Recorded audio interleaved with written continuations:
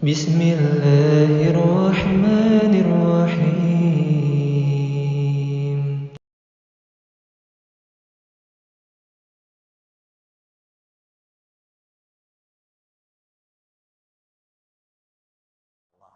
Tapi para jamaah ibu yang dimuliakan Allah Ta'ala, kita akan melanjutkan materi inti kita. Ini yang bagian ketiga ya. Jadi bagaimana peristiwa keadaan ketika orang itu akan dicabut nyawanya oleh Allah. Yang terakhir ini saya akan menjelaskan dua golongan keadaan manusia ketika dicabut nyawanya oleh malaikat maut. Ada dua golongan. Yang pertama, golongan yang dicabut nyawanya oleh malaikat maut dari kalangan orang-orang yang beriman, bertakwa, beramal kebajikan atau beramal solih. Ya.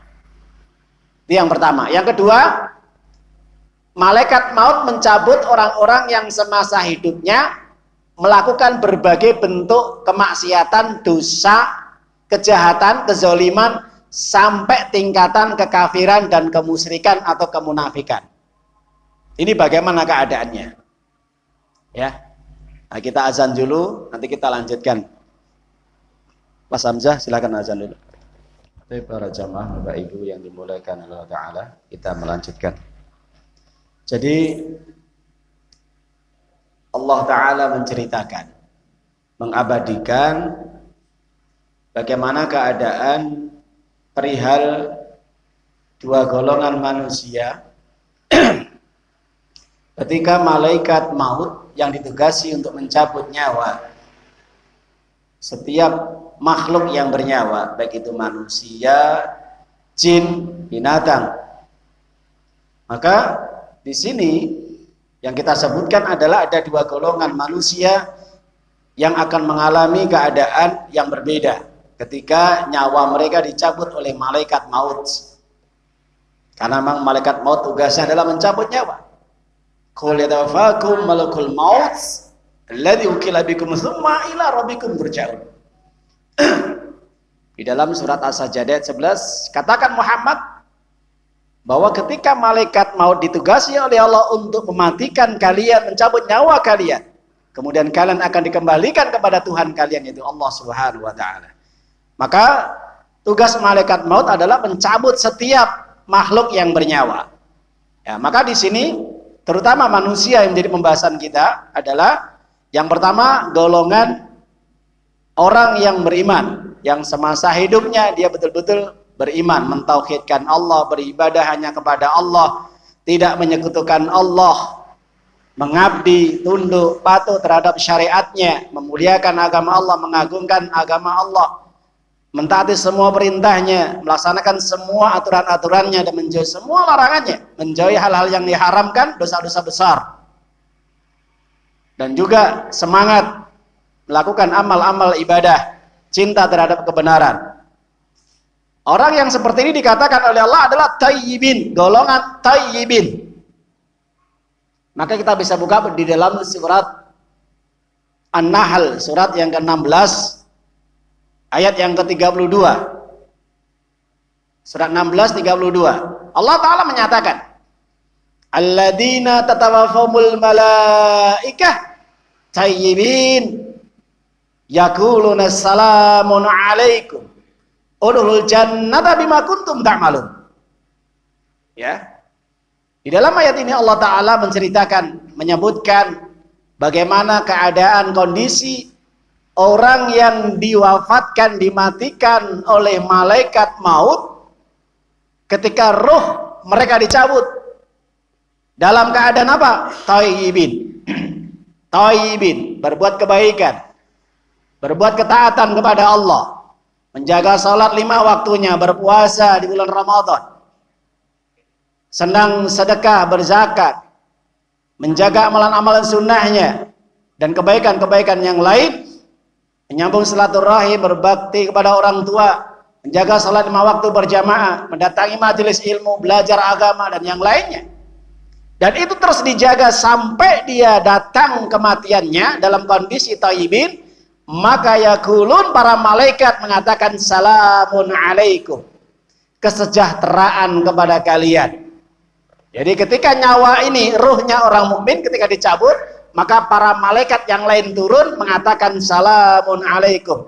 Kesejahteraan, kedamaian, ketenangan, keselamatan diberikan pada kalian dari Allah.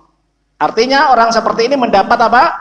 Kabar gembira, ridho dari Allah Subhanahu wa taala. Masya Allah.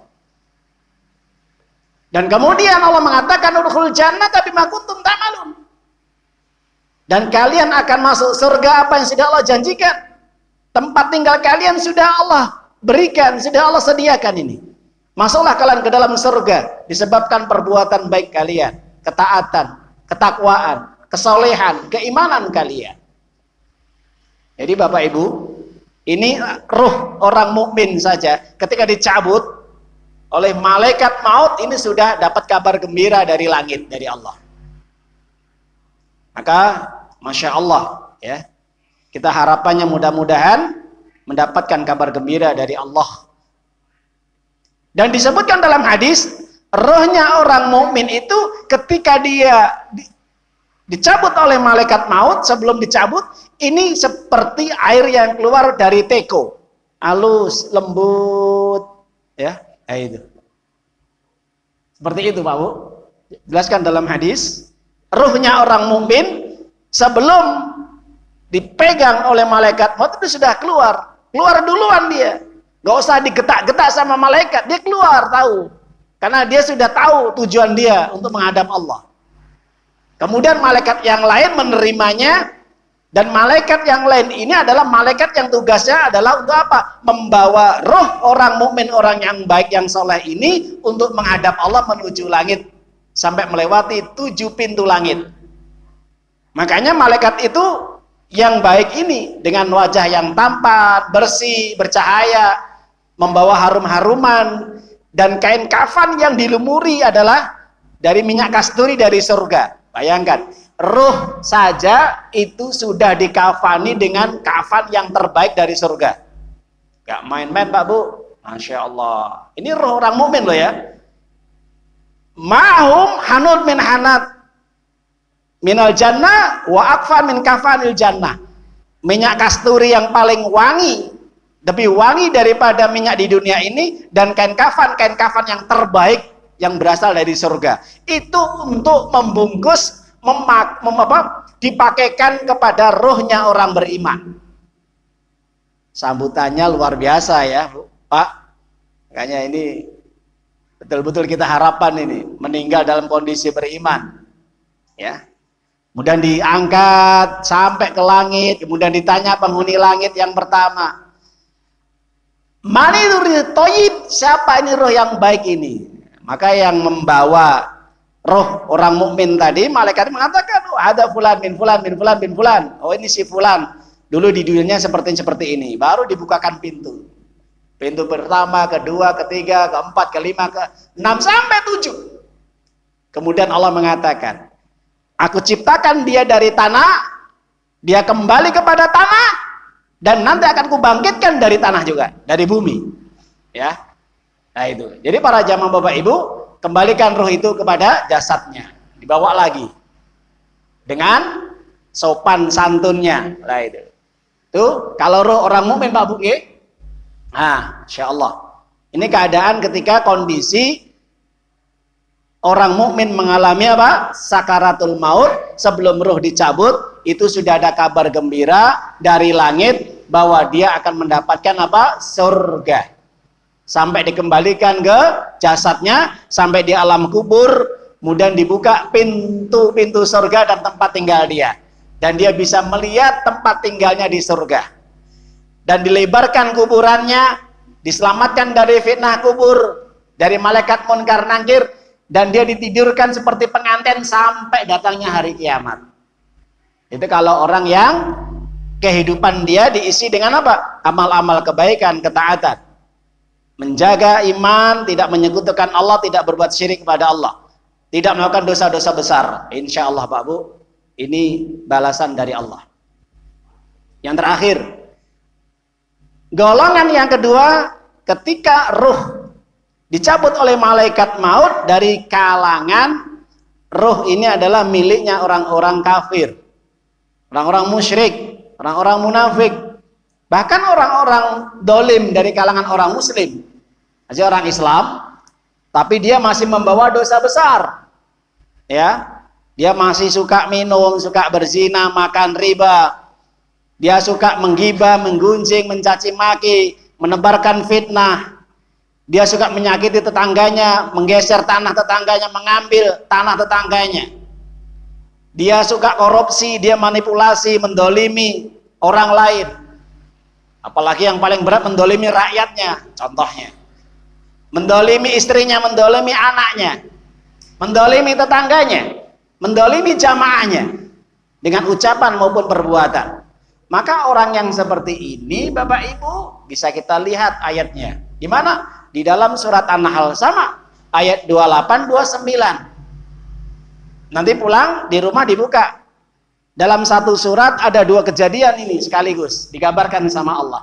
Ayat 28 29 Allah mengatakan, alladzina tatawaful malaika zalimi anfusihim.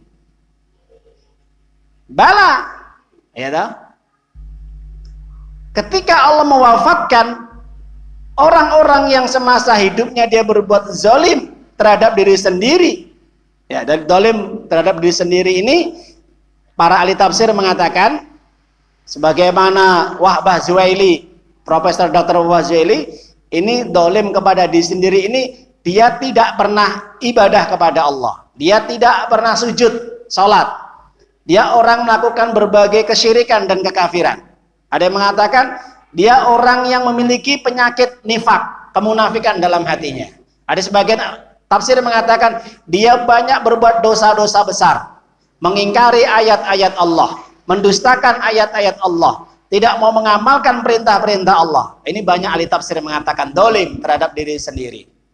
Fa'adhu salama ma kunna na'malu min su' bala innallahu alimun bima kuntum ta'malun.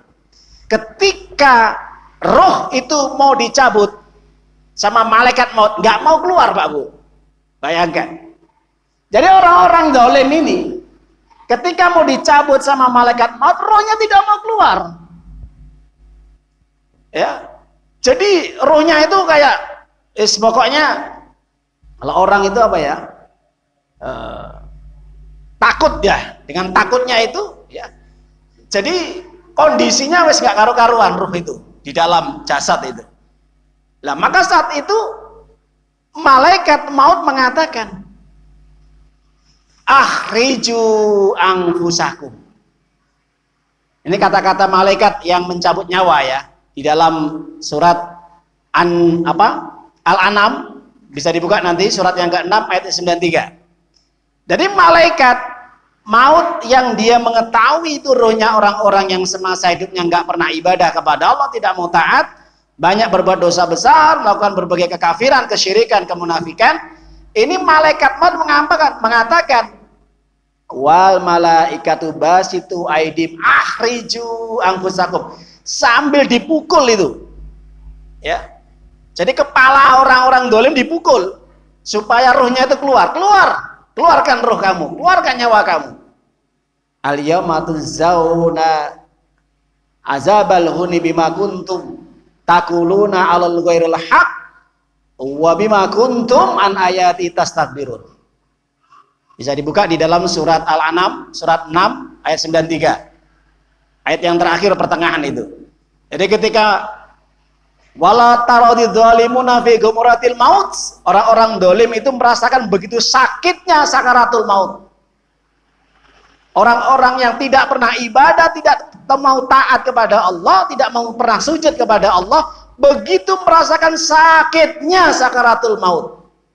Saat itu malaikat langsung memukul dengan tangannya sampai mengatakan akhriju anfusakum, keluar nyawamu, keluarkan nyawamu.